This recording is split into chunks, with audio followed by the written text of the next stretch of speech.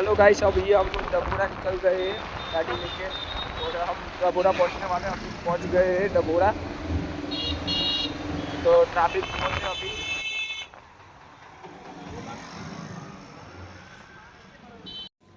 તો આપણે અત્યારે ગાડી પાર્કિંગમાં મૂકી દીધી છે અને આ ચાલીને જઈએ છીએ અત્યારે દર્શન કરવા। અહીંયા બહુ જ ભીડ છે હનુમાન મંદિર ડબોરામાં। દર્શન કરી લીધા છે, ગરમી બહુ છે।